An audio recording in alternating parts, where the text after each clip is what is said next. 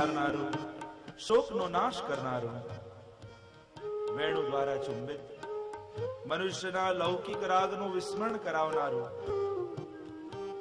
આપનું હે વીર એ અધરામૃત, એ અધરામૃતનું અમને પાન કરાવો.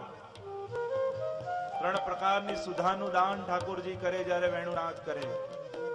દેવ ભોગ્યા, ભગવદ ભોગ્યા ને સર્વા ભોગ્યા. આ 3 સુધા વહાવે છે ઠાકોર. સર્વા ભોગ્યા સુધા તો એવી છે કે જેનો ભોગ કોઈ કરી શકતું નથી. સર્વા અભોગ્યા, એનું પાન તો કેવળ ઠાકોરજી કરે. ગોપીજનોમાં પધરાવીને પછી એનો સ્વીકાર પોતે કરે. આમ 3 સુધા પ્રભુ વહાવે છે. ગોપીજનો એની યાચના કરે છે. આગળ ગાન કરતા ગોપીજનો બોલ્યા,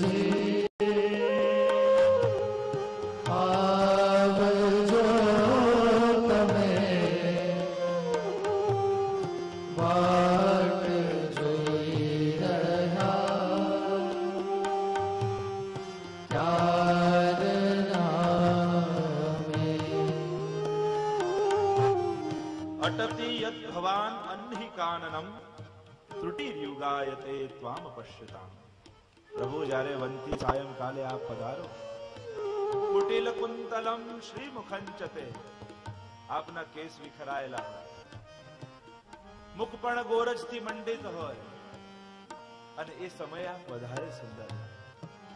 જો ક્યારે વિચાર કર્યો કે કોઈ પરસેવાથી હોય અને વાળ વિખરાયેલા હોય અને ધૂળ મુખમાં હોય તો કોઈ સુંદર લાગે?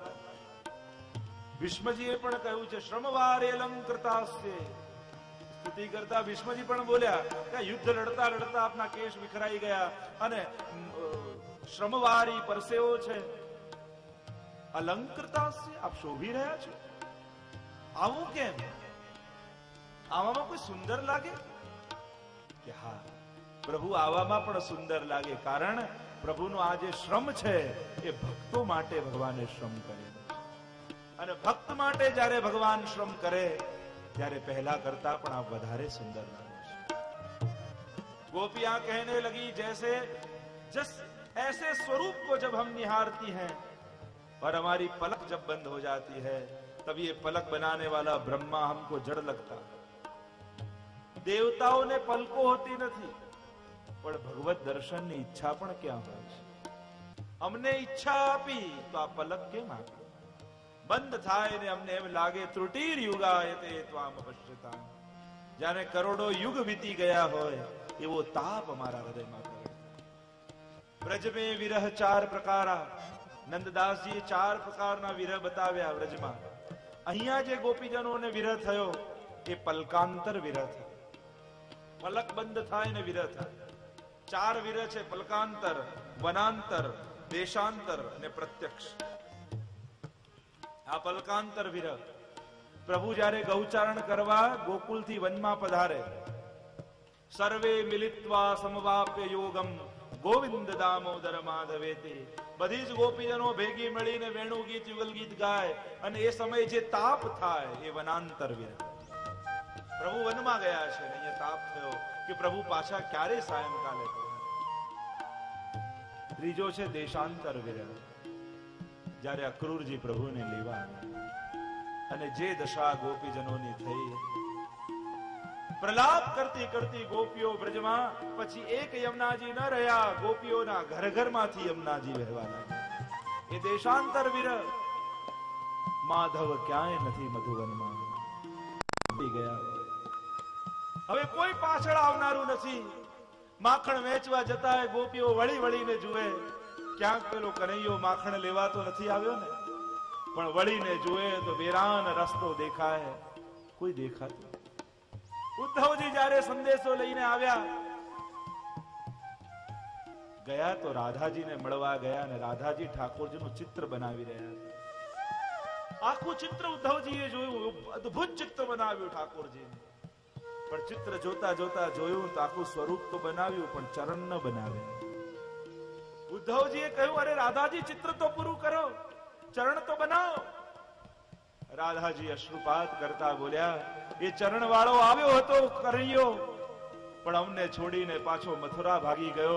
આ કનૈયાને એટલે ચરણ નથી બનાવ્યા કે મને છોડીને ક્યાંય જાય ને. જે તાપ ગોપીઓની અંદર પેદા થયો એ દેશાંતર વિરહ. અને ચોથો છે પ્રત્યક્ષ વિરહ. સામે ઠાકોરજી હોય અને ગોપીના મનમાં એક ક્ષણ એવો વિચાર આવે કે હમણાં યશોદાજી બોલાવી લેશે અને ઠાકોરજી જતા રહેશે, આમ જતા રહેશે, એવા વિચાર માત્રથી ગોપી મૂર્છિત થઈને પડી છે. આ પ્રત્યક્ષ વિરહ છે. આગળ ગાન કરતા ગોપીઓ બોલી, પતિ સુતા ભ્રાતૃબાંધવા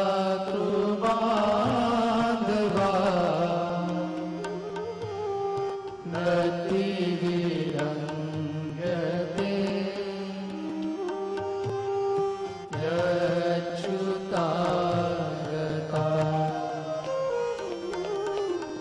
ગતિવિદસ્તરો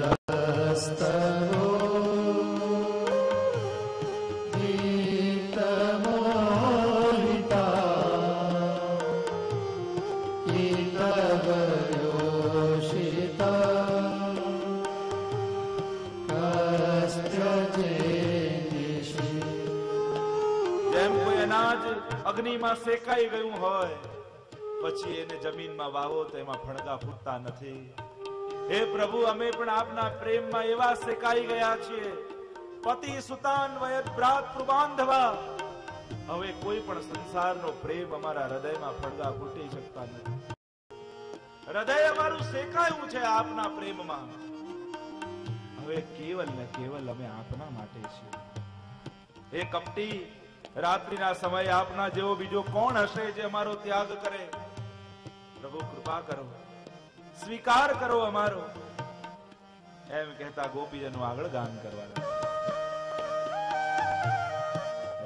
રહસી સંવિદં રુચયોદયં પ્રહસિતાનનં પ્રેમવીક્ષણં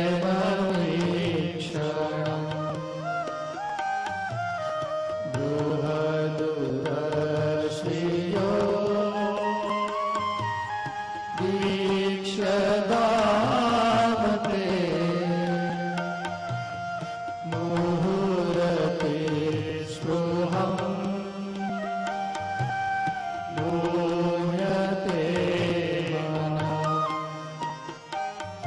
એકાંતમાં આપની સાથેનો વાર્તાલાપ, આપનું એ હાસ્યપૂર્ણ મુખારવિંદ, આપની એ પ્રેમભરી દ્રષ્ટિ, લક્ષ્મીજીના નિવાસ રૂપ આપનું એ વિશાળ વક્ષસ્થલ, આ બધું જોઈને અમારા હૃદયમાં મોહ જાગે છે.